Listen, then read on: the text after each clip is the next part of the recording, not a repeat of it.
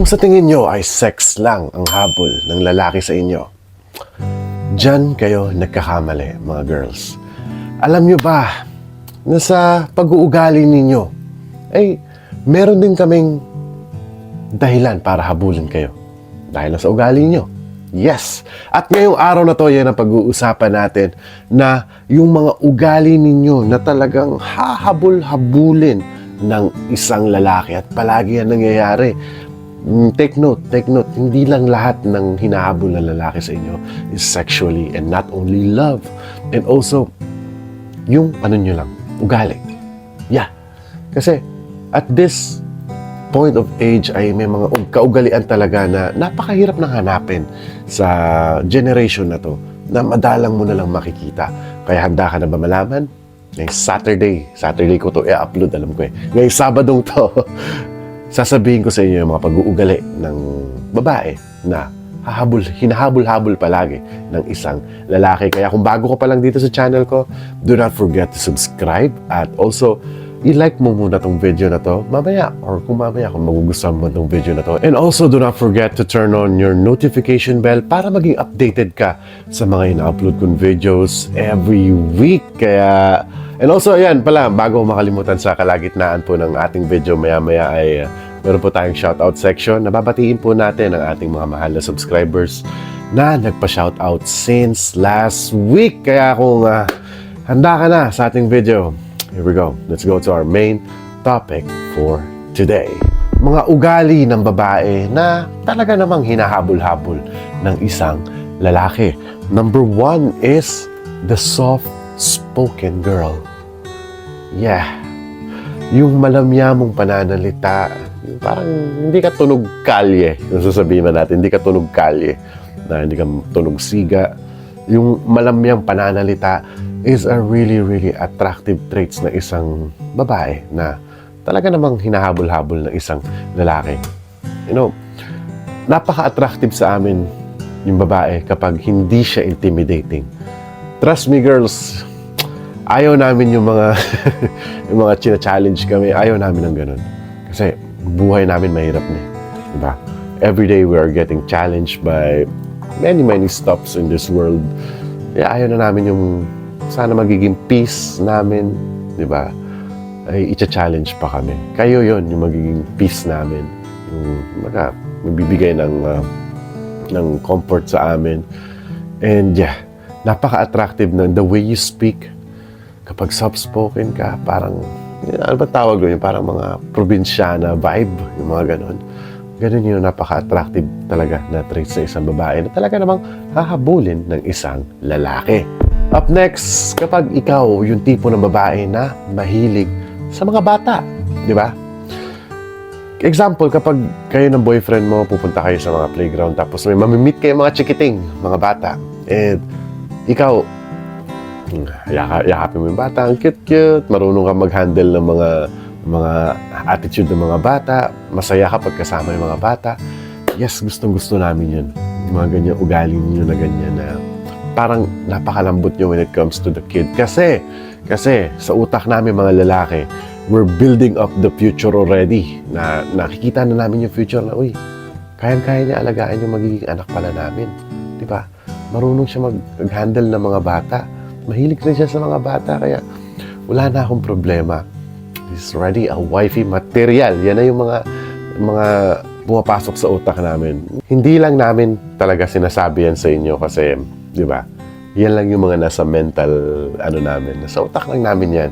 Kaya we just keep it hidden and secret. And we're just evaluating you for who you are. Up next is kapag ikaw yung tipo ng babae na malinis sa bahay.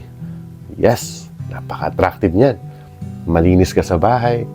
Pag kunyari, papabisitahin mo yung boyfriend mo sa, example, apartment mo. And yung boyfriend mo makikita napakalinis mo sa bahay. Alam mo kung ilang points yung madadagdag mo sa mata ng lalaki? Napakalaki. Let's say, siguro mga 50 points yung madadagdag. Kasi, as I said, same sa mga bata. We also re-evaluating the future already. Yung future na kaagad yung naiisip namin yan. Na pwede to. Ganon yung masasabi, pwede to sa bahay. malinis siya sa bahay. Paano pag dumating kami sa bahay niyo tapos yung mga panty niyo nandiyan lang sa gilid, nakasabit, nasa sopa, that is unattractive, of course. That is so unattractive. So, hahabol-habulin ka ng lalaki kapag nakita niya, example, yung mga bata, mahilig ka, tapos malinis ka pa sa bahay. Naku, napaka-perfect mo na. Ganun na yung masasabi namin, napaka-perfect mo na. And also, hindi ka na namin papakawalan at hahabol-habulin ka pa namin.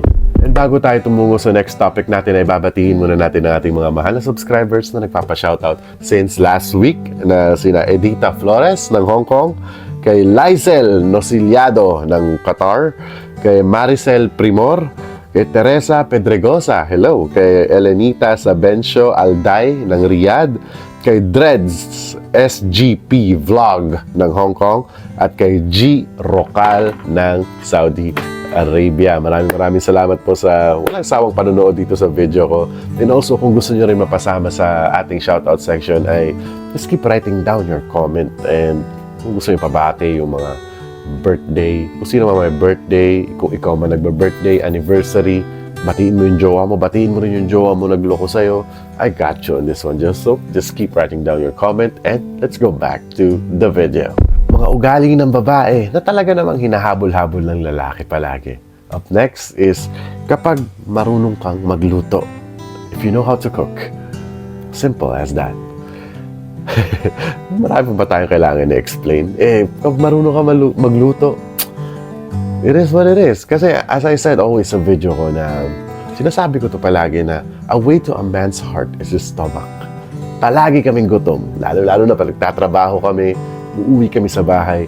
And as I said, pag mag-boyfriend, girlfriend pa lang kayo, pag sinunod mo tong number 3 na malinis ka sa bahay, pag bibisita siya sa bahay mo, tapos nagluto ka pa, ay nako, 90 points na yung nadagdag sa'yo dyan. Nako, comment nyo lang down below kung magaling ka ba maglinis ng bahay. Comment nyo nga dyan sa baba kung magaling kayo maglinis ng bahay. And also, marunong din kayo magluto. Kasi dagdag points yan. At yan, kung gustong-gusto nyo lang naman talaga na habulin kayo ng lalaking mahal mo. Di ba? Hahabul-habulin ka talaga yan. Kundi lang, para hindi ka mapasabi someday na nako, SEX lang yung habol sa akin. SEX lang naman yung gusto niya sa akin. Hindi. Nagustuhan niya ako dahil sa ugali ko. At magaling ako magluto. Walang gayuma. And last but not the least is kapag ikaw yung tipo ng babae na appreciative. Yes. Maliit o malaking bagay man, marunong ka mag-appreciate. You're not taking it for granted na, nabigay na to sa akin dati. No. If you are the type of girl na magaling mag-appreciate and marunong mag-appreciate, nako. Kasi, let me tell you a story. Kasi dati, nagka-jowa ako na, marami na rin dati, yung mga ex ko, na, syempre, bigay ako ng bigay, and all I can say is they don't appreciate it. Yung most of them, yung mga dati, ako lang yung bigay ng bigay hanggang kaya hindi naman tumatagal yung relasyon kasi, di ba, hindi balanse. Kung ikaw lang yung bigay ng bigay, yung kapalitan naman yun, ayaw namin ng bilhan kami. Gusto lang namin is appreciation to make it balance. So, that's how it is. Small or big things, you should be appreciate. You should appreciate whatever it is, kung ano man yan. Kung effort man yan, or casual stuff man yan, or regalo, you should appreciate it. Kahit natanggap mo na yan dati, still appreciate it. Di ba? Ayun lang naman yung key of life para habulin ka palalo ng lalaki at marami pang regalong dumating sa'yo. Kaya kung nagustuhan mo tong video na to, kaya sana na-subscribe mo na tong channel ko and also leave a like kung nagustuhan mo tong video ko. And also do not forget to turn on your notification bell para maging updated ka sa mga ina-upload kong videos every week. At just keep putting your comments para mabati ko kayo next week, ha? Next week para mabati ko kayo.